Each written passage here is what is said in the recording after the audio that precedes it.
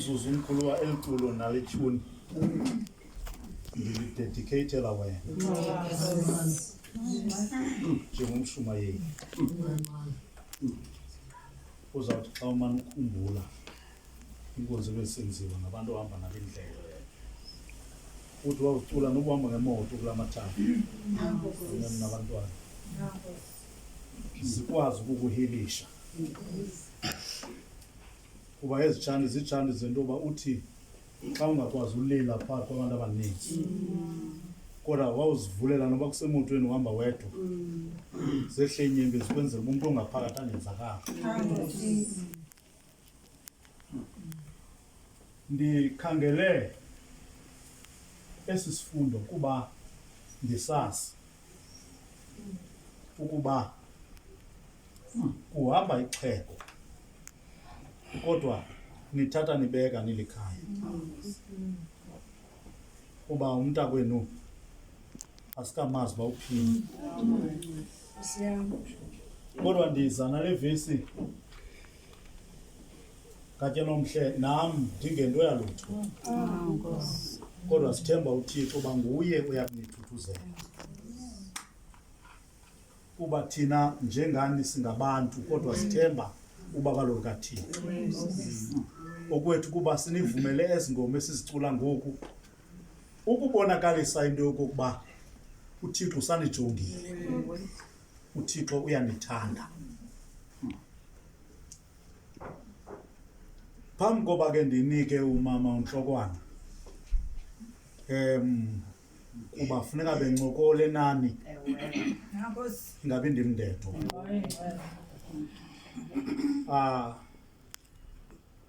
suke yena kungene umzalwana unyobole kuba funeka bethethile nani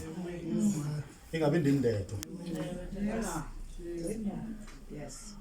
kodwa mandixolisele inhloko le yesekethe umfundisi Williams nje ndimxolisele ndixolisele umfundisi uCele ube ndifonele umama kusemva kolawulo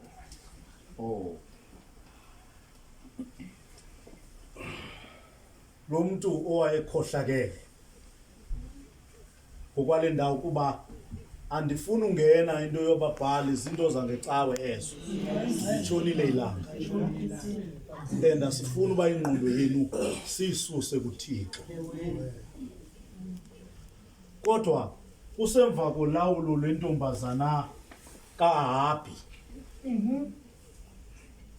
kunye noJezebhele kusemva kolawulo lwalontombazana eyasenza isizwe sakwaJuda ngezantsi sathi sa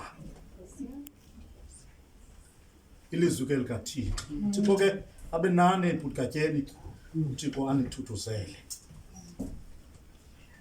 wenza into yokuba abantu babe nhlanhlumbini kwisizwe sakwaJuda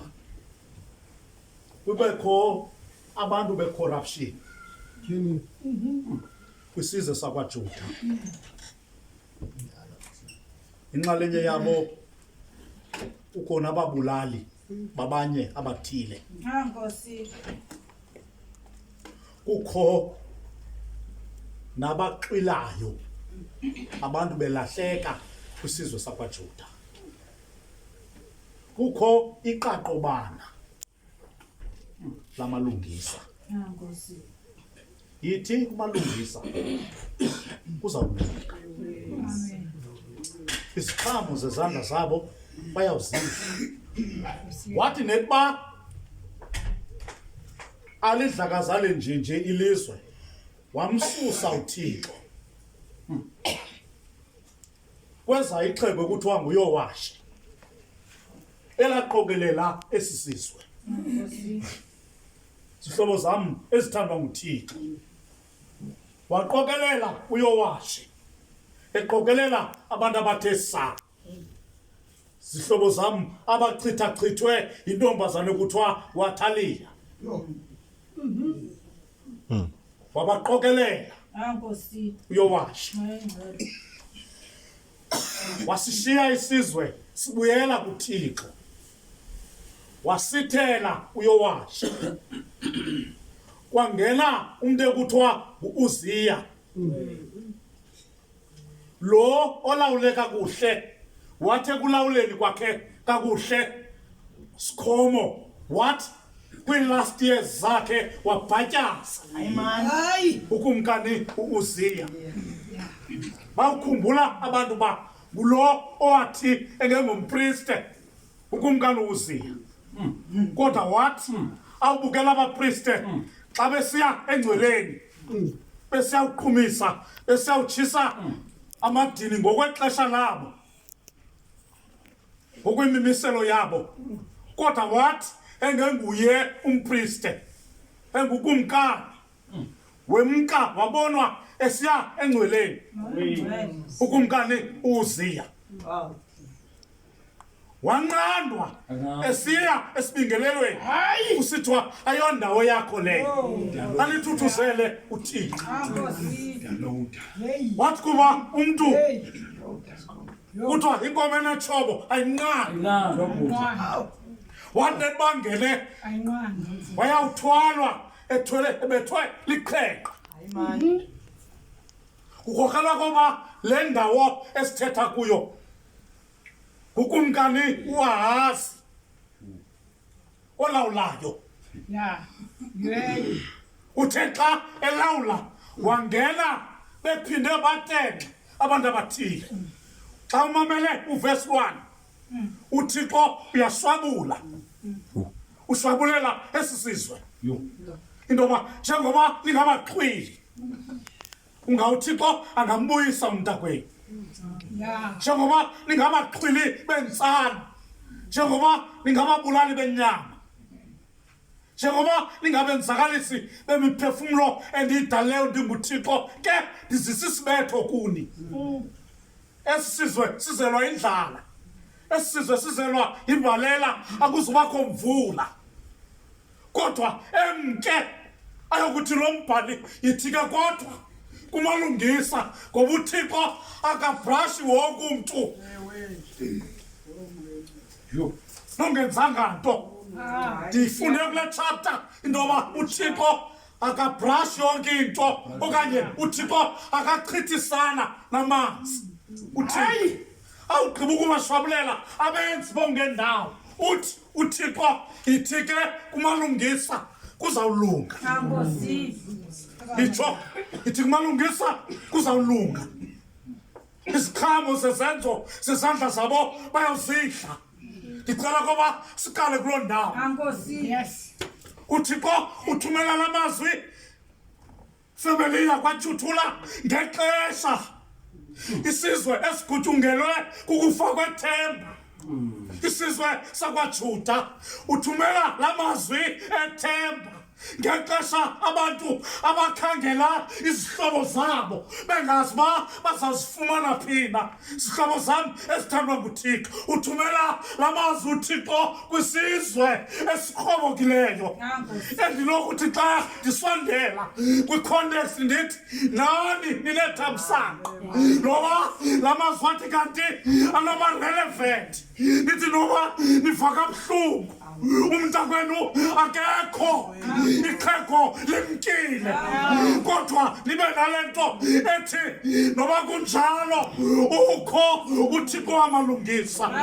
uThixo othi nikhala budgatyeni, nikhaliswa ngumntakwenu, nithi nijonge loo meko limke ixhego elingaziyo noba umoya walo waphulwa kukumka konyana walo. Njengalo mhla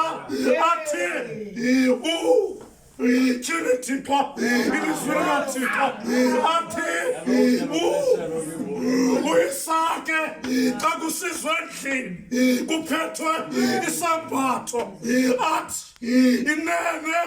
ingubo yonyana wakhe. Ndakuya kwelabafileyo ndinesinqalo ngenxa yonyana wakhe. Zihlobo zam ezithandwa uThixo budgatyeni, noko ndimdala ngoku uThixo uyaphila uThixo uyaphila uThixo bukatheni into abangela uba athi uThixo ithi kumalungisa kuzawuluka into yokokuba encourage kwinto ethi kule meko eliyibonayo ningajiki nindifulathele nifane nelizwe elindinikela umva ngenxa yemeko elikuyo sihlobo samu esithandwa nguThixo and therefore ningamnikeli umva uThixo sihlobo samu nihlale ekumthembeni uThixo sihlobo samu esithandwa nguThixo yintoni ilungisa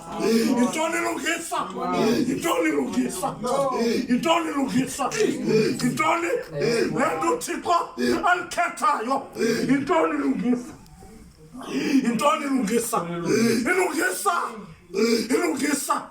ilungisa ngumntu owenza kakuhle ilungisa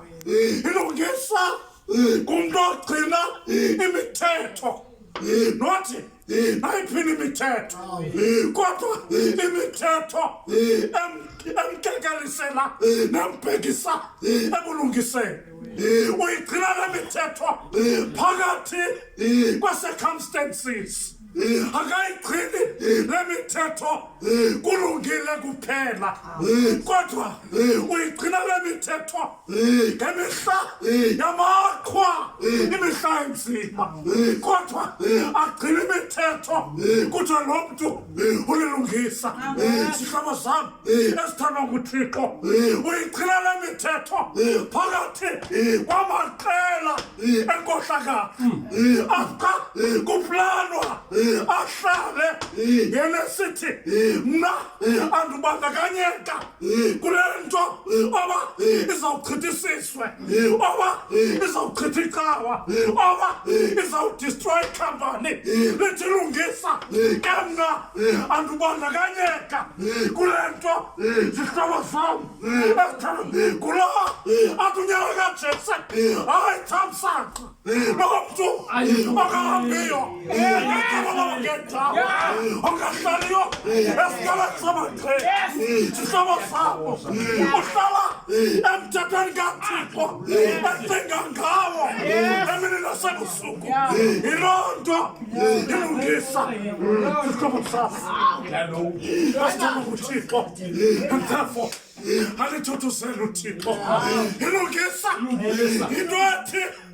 noba kuyafiwa apha ekhaya emzini ilungisa lingemke kuThixo kuba kufiwa ekhaya lingemke ilungisa lihlale kuThixo sihlobo sabo lingathi xa ibhokisi siphuma siqokoqela lithi lungisa akakho uThixo sihlobo sabo and therefore bukatheni itsho ngabo ukuthi kuzawuluka lithemba ilungisa kuba kukho into ethi ngokholo uThixo usayitshintsha imeko usayitshintsha yiloo nto ilungisa yiloo nto mhlawumbi ke mandinikhumbuze mhlawumbi nilibele sihlobo sam esithandwa nguThixo leliya athe umbhali wendumiso chapter 11 what esahlala zizinto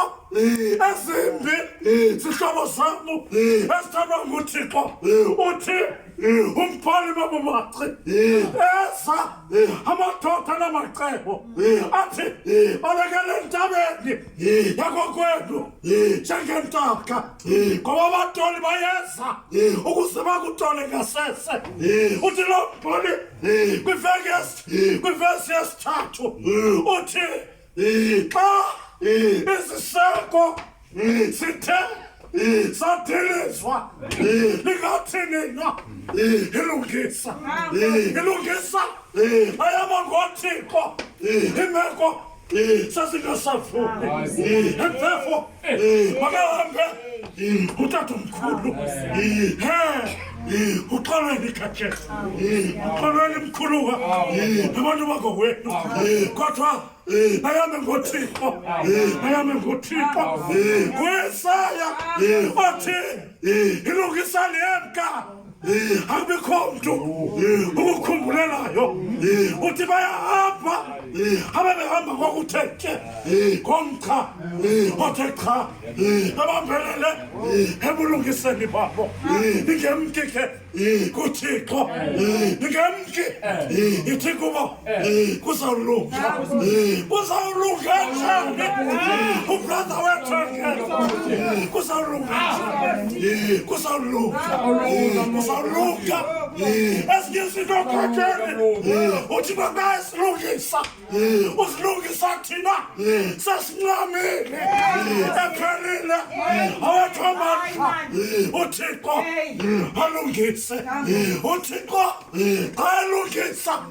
ulungisa sekulibana kushayelekile usithwa yayingumzi into yayimi kule ndawo kodwa kuvela impunje sihlobo sami naliya ilungisa livela kwaMowabi lichasa uNawomi ekhothuka sihlobo sami esithola uThixo wathawuthi khothukani lathi lungisa linye abantu bakho sihlobo sami esithola uThixo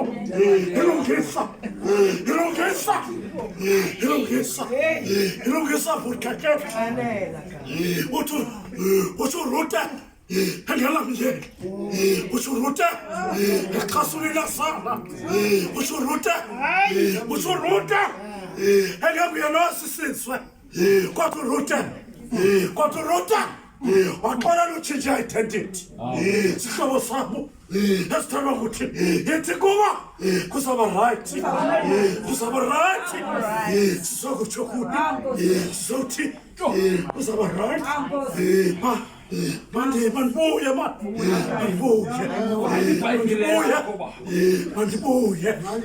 mandibuye ngoba ndiyafuna kubekho abantu abanamazwi apha kum ndiyafuna ngoba le nto ethi kuzawulunga ngenzela uba ningasokoli nazi uba kukho ixesha phakathi kwakutyiwa kwesiqhamo khatyeli phakathi kweliwadi nokulunga kwezinto kukho ixesha because le nto ethi kuzawulunga lixesha elifihlakeleyo lixesha elingavezwayo oba likhokela umbuzo onokuthi kuzawulunga nini kuzaba nini sifuna ubrother wethu singamfumani and therefore utata umkile and therefore kuzaba nini likhokela lo mbuzo kwathi lishwa intoba lixesha elifihlweyo because alihlelwa